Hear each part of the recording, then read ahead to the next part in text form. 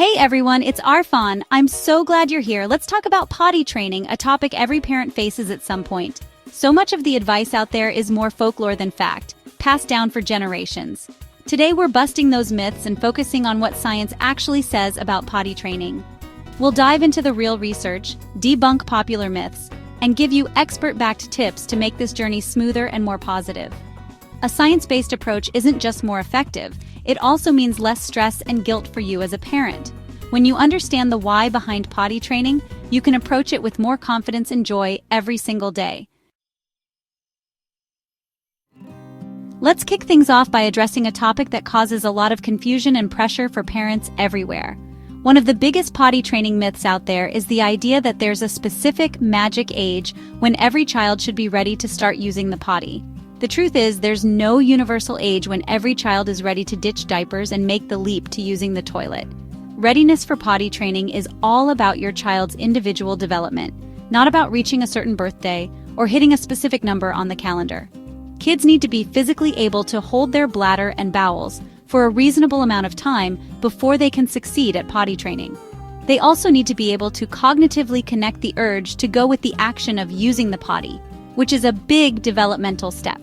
Instead of focusing on your child's age, pay attention to signs of readiness, like showing interest in the toilet, staying dry for longer periods, or being curious about what happens in the bathroom. Your child might start telling you when they need to go, or they might signal in their own way, like pointing to the bathroom or showing urgency. Remember, every child is unique, and comparing your child's timeline to others, whether it's siblings, friends, or kids at daycare, only adds unnecessary stress for both you and your little one. Trust your instincts, pay attention to your child's cues, and know that you're the best guide for your child's potty training journey. You've absolutely got this. Now, let's talk about discipline and potty training. This is a journey that can be filled with ups and downs, and how we respond as parents makes all the difference. The way we guide our children through this process can shape their confidence and willingness to try new things, not just in potty training, but in many areas of life. Old school punishments for accidents don't work. They just create fear and anxiety.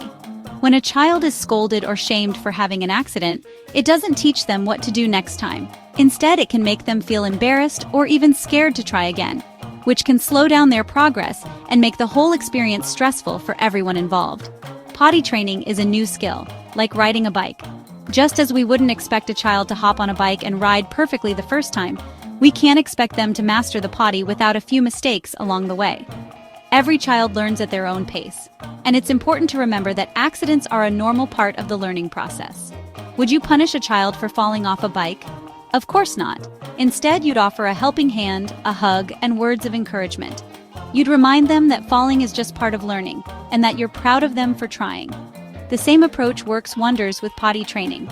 Fear makes it harder for kids to relax and succeed, leading to more accidents. When children are worried about disappointing their parents or getting in trouble, their bodies tense up, and it becomes even more difficult for them to listen to their body's signals. This can create a cycle of stress and setbacks. Instead, celebrate every win, no matter how small. Did your child tell you they needed to go, even if they didn't make it in time? That's progress. Did they sit on the potty willingly? That's a step forward. Every positive moment deserves recognition. Praise, high fives, and encouragement go a long way. Simple words like "I'm proud of you" or "great job trying" can boost your child's confidence and motivate them to keep practicing. Your support helps them feel safe and capable, even when things don't go perfectly. Positive reinforcement builds confidence and makes the process enjoyable for everyone. When children feel good about their efforts, they're more likely to keep trying and eventually succeed. Potty training becomes a shared adventure, filled with laughter, learning, and lots of little victories. Show your child you believe in them and support them every step of the way. Your patience, encouragement, and love are the most powerful tools you have to help your child grow, learn, and thrive, not just in potty training, but in all of life's challenges. Ready to bust another myth? Let's talk about one of the biggest misconceptions out there, that there's a single, perfect way to potty train your child. The truth is, there's no magic formula or universal method that works for every family. There's no single right way to potty train. Families around the world use all sorts of approaches, and what's most important is finding what works for you and your child. Every child is different. What works for one might not work for another. Some kids are ready early, while others need more time. Some are excited to try, and others are a bit more hesitant. That's completely normal. Some kids thrive with sticker charts, loving the visual progress and little rewards. These charts can turn potty time into a fun, positive experience. Others respond to elimination communication, where parents tune into their child's cues and skip diapers altogether. This method can work well for some families, especially if you're able to dedicate the time and attention it requires. And some need a mix, maybe a little bit of structure, a few rewards, and lots of encouragement. There's no need to stick to just one method if blending approaches helps your child succeed. The key is to find what fits your child's personality and your family's style. Explore different methods, talk to other parents, and do your research. Don't be afraid to ask questions or seek advice. There's a wealth of experience out there. Most importantly, trust your gut.